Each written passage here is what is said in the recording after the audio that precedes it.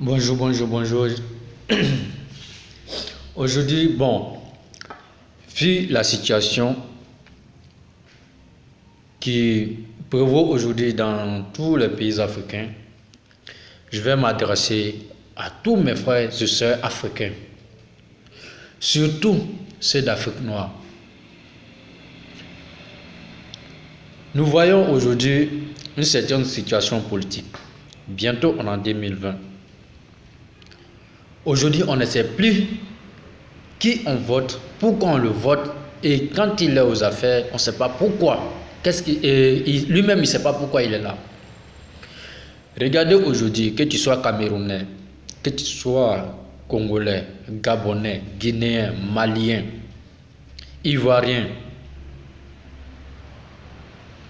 Regarde aujourd'hui, toi-même, assieds-toi et analyse ta situation. Dans nos pays respectifs d'abord. Au-delà de ça, on a eu des jeunes, des frères, des sœurs qui ont pris la peine de sortir de chez eux pour tenter l'aventure, de sorte d'avoir une vie meilleure et en aider les parents à rester derrière. Qu'est-ce que nous constatons? Remarquez, le Maroc, l'Algérie, la Tunisie et la Libye. Moi, l'Égypte, je n'ai pas grand-chose à vous dire là-dessus.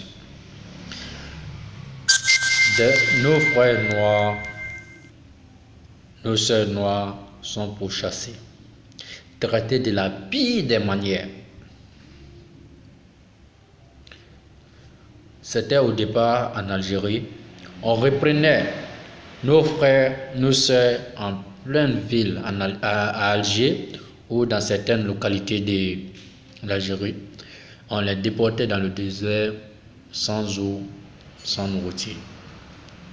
Le Maroc a suivi. Tout récemment, il y a eu des cas d'agression, de tueries au Maroc. Il y a eu l'année dernière, il y a eu ce même problème en Tunisie. Les jeunes sont tués.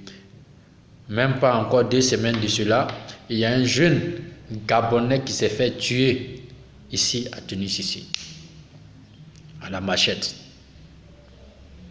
Aujourd'hui, c'est des jeunes Ivoiriens, quels que soient leurs crimes, quelles que soient leurs fautes, qui se retrouvent des femmes enceintes, des enfants, se retrouvent déportés encore une fois dans le désert. Et quel désert? Le désert libyen, un pays en crise, abandonné comme ça. Mais jusque-là, c'est depuis, la scène s'est passée, je crois, depuis le 4. Aujourd'hui, on est au 6. Jusque-là, aucun chef d'État africain noir n'a fait de déclaration. Aucun leader politique noir n'a fait de déclaration. Que ce soit de l'opposition ou du pouvoir. Rien.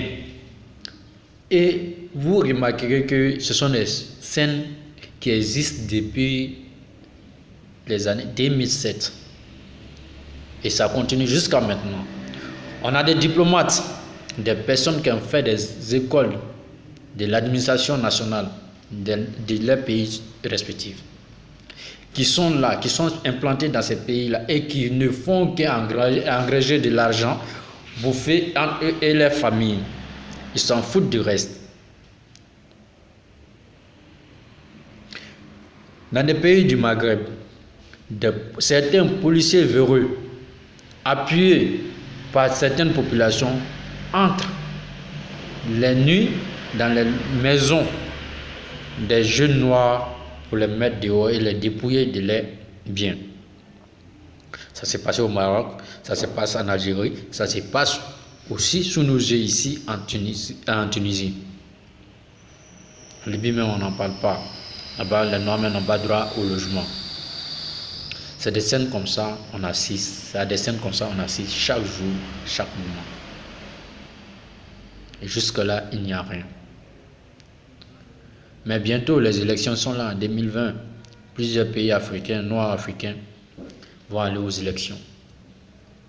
Et c'est encore nous, les mêmes jeunes, à qui ils ont prêté allégeance, à qui ils ont promis de protéger et de s'occuper, qui ont été malmenés, mis à l'écart.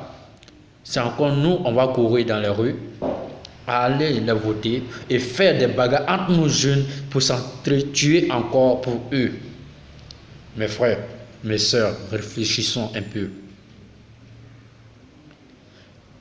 Que tu sois guinéen, ivoirien, que tu sois malien, que tu sois sénégalais, que tu sois congolais, gabonais, il faut réfléchir maintenant.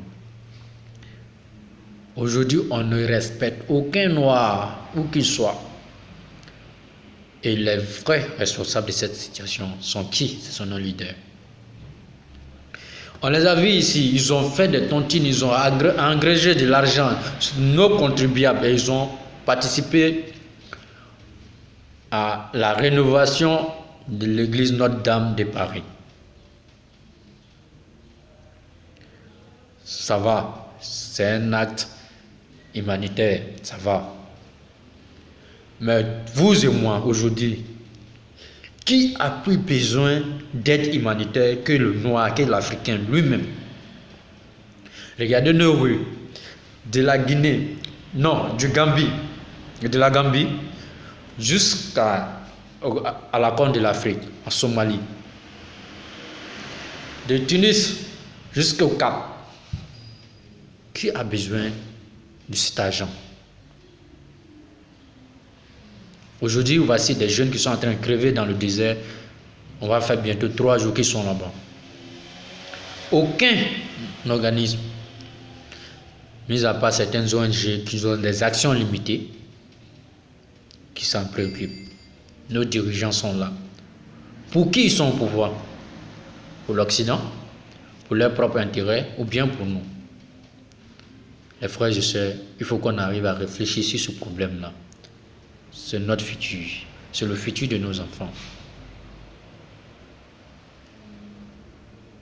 Arrêtons de nous entredéchirer pour des politiciens qui n'ont rien à foutre de nous. Vous allez remarquer, 2 mois avant les élections, 2 mois après les élections, c'est nous. Ils vont nous distribuer des t-shirts à leur honneur, leur faire de la publicité. Bon, à partir du 3e mois après leur pouvoir, après leur accession au pouvoir, après les élections, on n'entendra plus parler des jeunes. C'est fini. C'est fini. Jusqu'à 5 ans encore. Et on n'est pas encore conscient de ce phénomène-là. Et on suit seulement. Le pire, c'est qu'on s'entre-déchire. Quand je vois en Côte d'Ivoire, il y a des tribus, ils sont contre des tribus pour des raisons politiques, c'est pas la peine. En Guinée, au Mali, au Congo, regardez le Congo depuis 1960, date à laquelle ils ont accédé à l'indépendance. Ils sont là. De guerre en guerre, le pays est divisé. Ebola est en train de détruire aujourd'hui le Congo.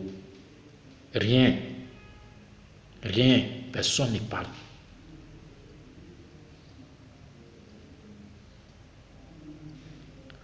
Aujourd'hui, moi, ça me fait mal qu'aujourd'hui, on trouve des Ivoiriens abandonnés de la sorte. Moi, je suis Guinéen, je suis né en Côte d'Ivoire, j'ai grandi là-bas, j'ai fait tout là-bas, ma famille est encore. Mais quand je vois cela, vraiment, ça dépasse la limite, c'est trop. Il faut que les gens se réveillent maintenant. Jeunes, tout là, jeunes petits, jeunes Baoulé, Tida, Kéré, Yakuba, quel que soit ton port, ton ethnie, ta religion, ton opinion politique, sache que d'abord, tu es humain avant d'être politicien. On nous a appris dès le bas âge de vivre en communauté, dans le respect de tous. Aujourd'hui, ceux qui sont dans ce désert-là, ils n'ont pas trié. La police tunisienne n'a pas trié qui est Djoula, qui est BT, qui est Baoulé, qui est du RD, qui est du LMP, et comment on appelle, du RPI, qui est du PDCI. Vous allez voir, c'est des Djoula, des BT, des Baoulé, tout le monde est mélangé. Ça fait mal. Alors réfléchissons. Réfléchissons pour notre bien, pour notre futur. Arrêtez de nous entretuer pour des personnes qui n'ont rien à foutre de nous. Réveillons-nous. Réveillons-nous, s'il vous plaît. Tendons-nous la main. C'est une partie de mon message qui est là. Merci pour tous ceux qui l'auront écouté et essayer de faire quelque chose de bien avec. Que Dieu nous protège.